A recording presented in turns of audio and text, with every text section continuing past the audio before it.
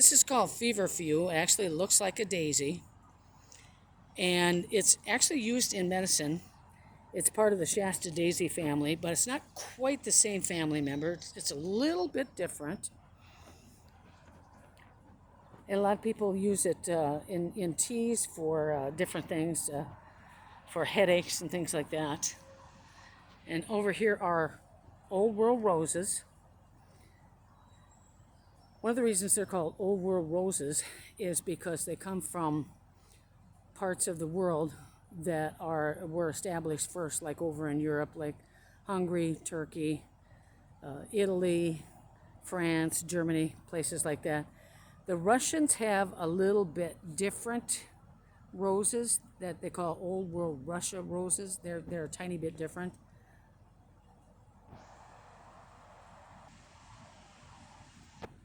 And what you're looking at here is part of the Crocosmia family, or crocus family. This is just a real young lilac, Persian lilac, that has not bloomed yet. It'll bloom next year. It won't bloom this year. But at any rate, these are very early spring flowers, and they go into June. Crocosmia, that's the Latin name for that. Or some people just say crocus. They're little yellow crocus flowers. They've got different names for them, and some people think anemones are part of this family, which they actually are. They don't look like it, but they are.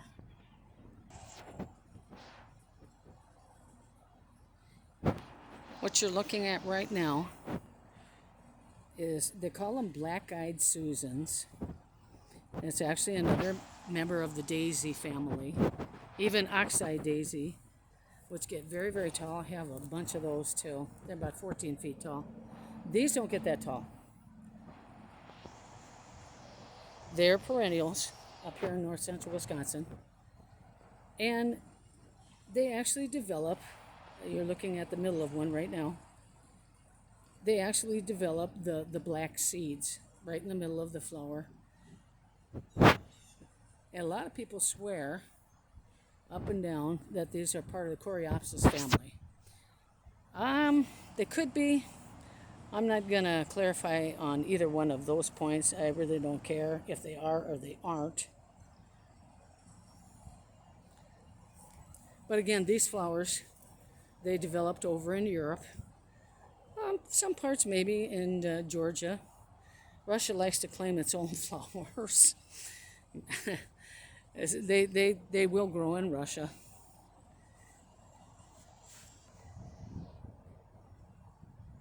This is called a Rocky Mountain Columbine, and they do come in red, orange, yellow, even purple and blue. And they grow very nicely around here. I have a ton of them. This is a peony that has not bloomed yet. It's a little bit young, so it won't bloom till next year. Going back to the Rocky Mountain Columbine. They come back every year. They're very, very nice. They're beautiful flowers. And it's just easy stuff to grow. This is not only flower identification, but what's really hardy up here and what isn't. Now what you're looking at is a gigantic spirea bush that I planted many, many years ago. It was not this big. It was very, very small, very tiny. It was just one tiny little stem that I planted many, many, many, many years ago. As you can tell by the way I talk, that I've been here for a long time. And I don't use it for anything other than looks. A lot of these plants people use around the world for medicines, and that's okay. And I don't have any shortage of bees around my property either.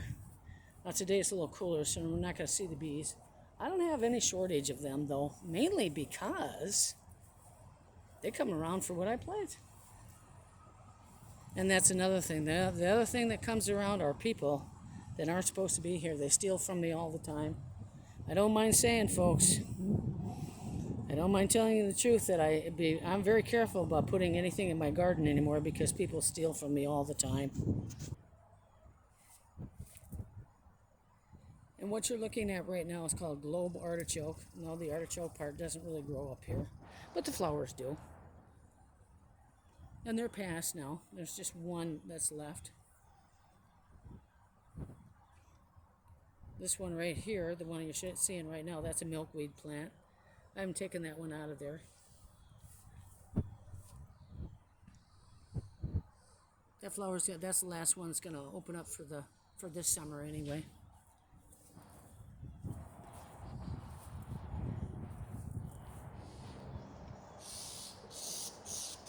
These are just tiger lilies that haven't opened up yet.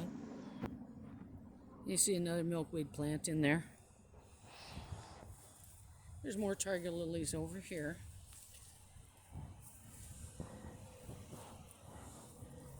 These are the ones that are left blooming.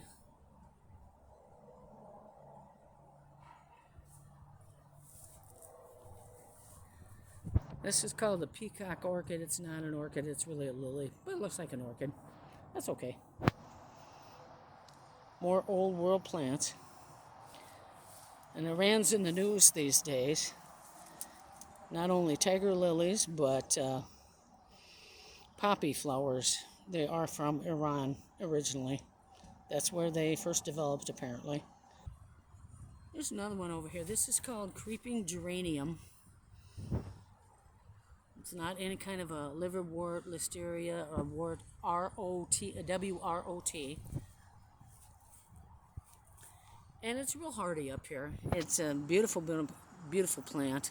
I planted one of these things many, many years ago, and now it's a great big huge area, which is okay, because that's what I like.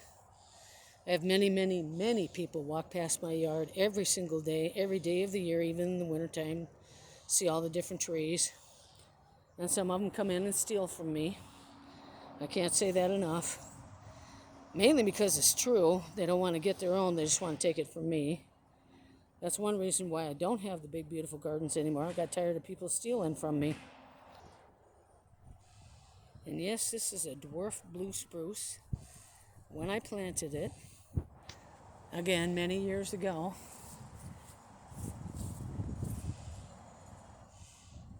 many years ago, it was very, very tiny. And yes, it does come from Colorado.